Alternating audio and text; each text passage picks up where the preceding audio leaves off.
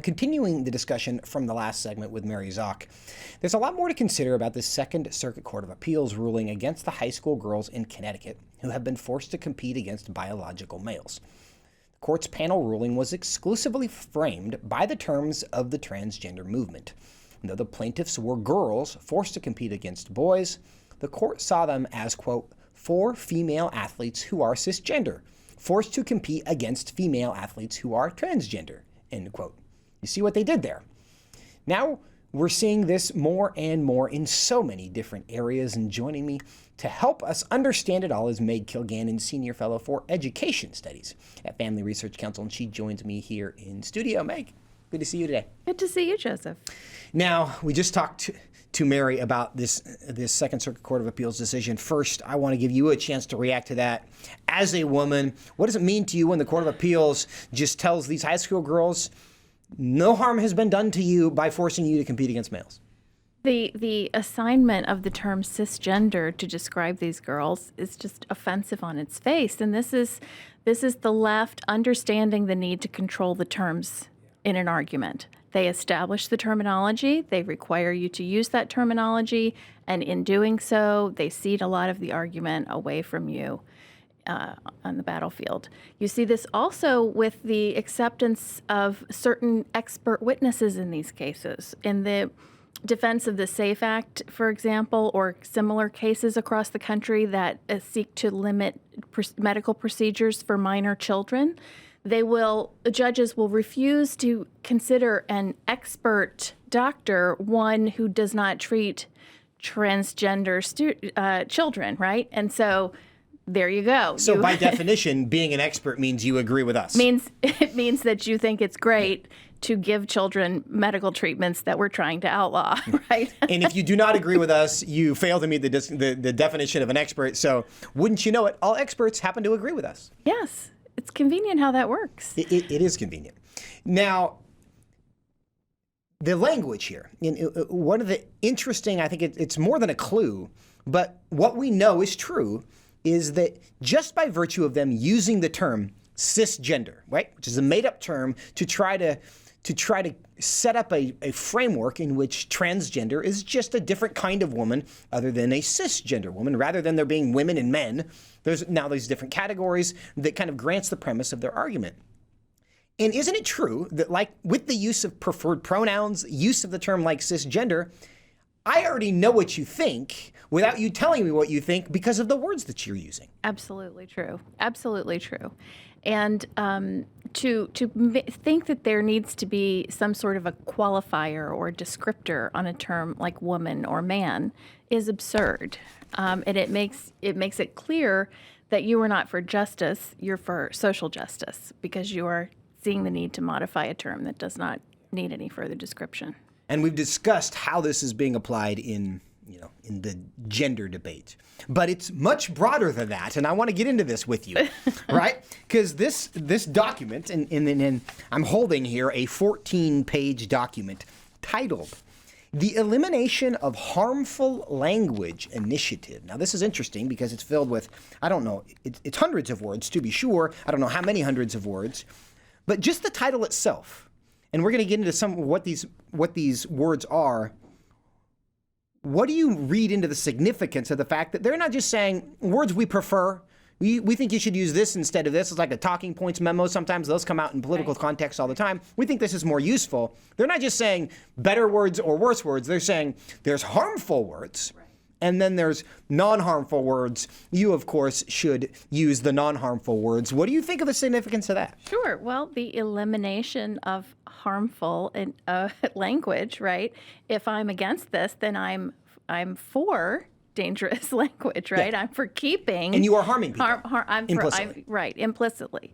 And so you see, again, this is how they control the terminology and immediately set the terms of the engagement in a way that means that one side must lose. Now, we're going to get into some of these words here, but I want to talk about the categories, because the words have been broken down into categories. There's categories of ableism, of ageism, of colonialism, of culturally appropriative language, of gender-based language. There's violent language, right? So Some of the terms that you should not use because they are violent terms includes... Some of my favorites, honestly. Beating a dead horse? I say that all the time. You do. And you should not say that because that is violent. Well, beating a dead horse would be violent, but do we not understand the significance of it, the right? metaphor, right? It doesn't mean that I killed the horse. And we're not asking you to actually go beat a dead horse. No, we just understand that that's a futile endeavor, right? That's the point. This is a futile thing to do. Exactly. So why should we not be able to say that? Well, I guess I could describe this. There's more than one way to skin this cat, Joseph, which is another one that we're not allowed to say because that would skin the cat. Yes, that do would not be say that. violent Also against violent. cats, right? Also violent, right? But no, we're not. We're the need for them to categorize terminology, to define those terms, and in some cases they don't even know what the saying means. Like the one about. There are too many chiefs and not enough Indians. Yes. They say that means that you have too many ideas. Well, you will also find that both the word chief and Indian are disfavored on this list. Right, they're already also words that you should, banned, but right? you should definitely not use them together. Definitely not use them together. Definitely not together. That means that you have too many people in charge and not enough people doing the work. And that's not insulting to anybody who is organized in groups of chiefs and Indians. It's just a way to make it obvious to everybody that we have too many people bossing around and not enough people actually doing anything, right? One thing that I was surprised by as I went through this list, one of the other disfavored phrases, because it's not just a word, that in the violent word category is trigger warning. And this surprises me because I thought that was their term. Right. I thought they invented trigger warnings because they wanted to be able to alert someone to when they were going to be triggered. But according to the document, it says the phrase trigger warning can cause stress about what's to follow. So just saying trigger warning, the fact that there's potentially something that you might hear that you would not like is itself violence. And additionally, one can never know what may or may not trigger a particular person. Well, I would be willing to guess that the sort of people that come up with a list of words like this would be the same people who would disagree with parents who go to school board meetings and read pornographic books out loud to the school board that they find in their children's libraries. They would not necessarily find that information triggering, but they don't want us to talk about it. Well, and that brings up the broader point that it's like beauty is in the eye of the beholder, right? And we are all offended by different things, which is of course true. So let's get into this bigger question about why. And I don't know if it's fair to characterize this as a speech code. It's not a legal document yet. And it's part of an IT coding and language effort to be more inclusive in their language. So I guess maybe they're afraid that only certain kinds of people get into IT work. I don't know. Well, but how this is going to be applied, one of the things that I also observed about this, one of the words that you're not supposed to use is Hispanic. I don't think Hispanic people are bothered by it. And of course, what they are suggesting in this document is that you use the word Latinx or Latinx, however they want you to pronounce that, instead. Though I feel like this document is already a little bit behind the times because I've heard other left-wing kind of pundits, speech monitors say that, well, Latinx is now kind of out of favor because nobody in the Hispanic community actually likes that term. So let's go back to Hispanic.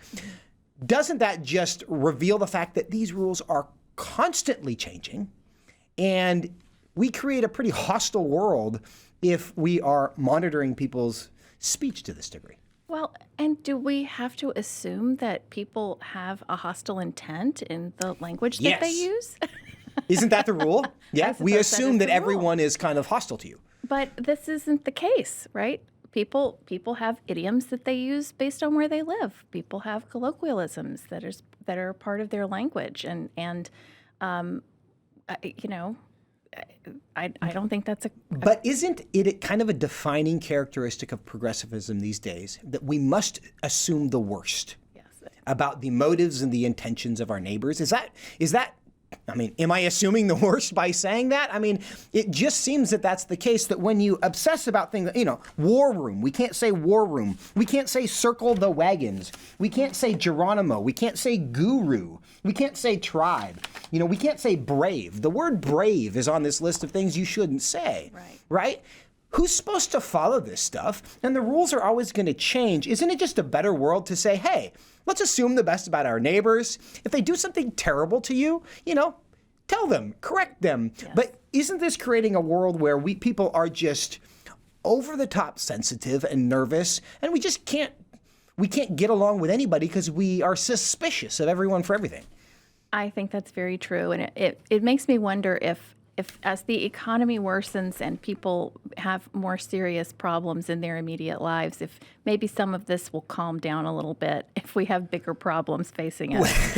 Well, that is a very fair point. These are first world problems, right? They certainly You go to are. Haiti today, they couldn't care less don't care about any of this. If you are really just trying to survive, I mean, it is a luxury to be able to worry about pronouns and who's saying guru, right? To be sure. I mean, to that point, how significant is this? How strongly, and we see how this works in Connecticut in that case, and we see how kind of the pronouns are inserting themselves everywhere, and they really are kind of creating this corporate and governmental dividing line. If you use your pronouns, if you list your preferred pronouns, you're a good person. If you don't, you're a bad person. Right. How hard should we fight on this hill of, no, you cannot control my language, no, I will not cooperate with your speech codes? Well, I mean, I think we've talked about it already in the show today with what's been uncovered at Twitter and other social media companies and the governmental interference in those areas.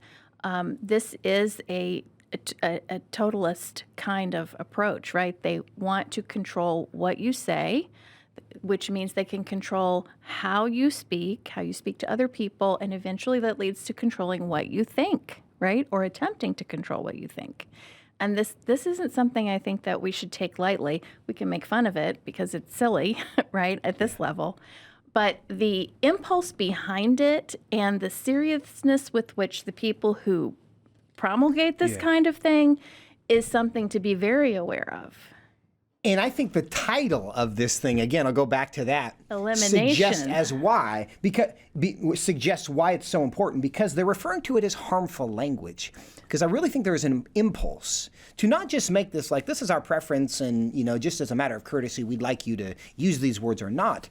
I really believe, because they believe speech is violence, because they are pro hate speech codes and hate speech prevention, and basically everything they disagree with is now hate speech because words are violence, that there would be, if we tolerated it, an attempt to not just suggest this in a document from the IT department at Stanford, but ultimately put the force of law behind this, like we have seen in cities like New York, where you can face a fine of up to $250,000 if you decline to use preferred pronouns. Is that where this is going? Right. Well, and we've seen this in the international community with, women in the UK being rounded up for saying that they don't think men are women.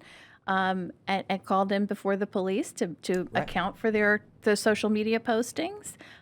We saw the case of Pavi in Northern Europe, where she read the Bible on the floor of their legislature, and that was not acceptable, right? I mean, this is where this all leads, and we don't have to look too far away to see evidence of the fact that what we're warning about does actually happen. Now, Meg, I suspect that there are people listening to our conversation and saying, oh, you're overreacting. Why can't we just be courteous to our neighbors? And of course, you and I would agree that we want to be courteous to our neighbors, right? Of course. So we want to be good neighbors. We want to be cooperative. We're not going to go out of our way to offend people. But where's the line between courtesy to our neighbors, just kindness to them, and surrendering to totalitarian impulses that will ultimately just destroy life as we know it? Right. Well, I mean, isn't this exactly the point? You've called me cisgender, and now you say I'm not nice if I complain about it, right? This is the issue, exactly. We're not fighting an offensive war in this case. Right. We are fighting a defensive war, and because their first volleys are words, and and they characterize them as hateful, we are hateful if we respond to object to that. So it's a pretty big problem, and I think that if we have time, you can see the way that they lay this out in the Chris Cuomo clip that we have. Oh yes, he's a textbook example of the way they set up this predicate. Yes, which I have. Let's play that. Let's play that and give her a chance to respond. So what is the beef here? Does having the word for woman or man include people who identify that way really change what the word means? And why must we use this as a political weapon? That's how I see it, a naked political party play to create a worse than for the right, to show the left is perverse and un-American. And that while the left may charge the right with ignoring science during the pandemic, the left is worse. The left wants us to change what science says about human beings. Meg, your response to Chris Cuomo? Well, when a Cuomo is talking about not manipulating language, it's pretty amusing because his father, Mario Cuomo, was the inventor of "I'm personally pro-life, but I wouldn't inflict that on anyone else," right? So he sets up this argument where they're not doing anything here. What's wrong with what we're doing? We're not doing anything. Why is the right so upset? That's exactly the point. Meg Kilgannon, thanks so much. Thank you.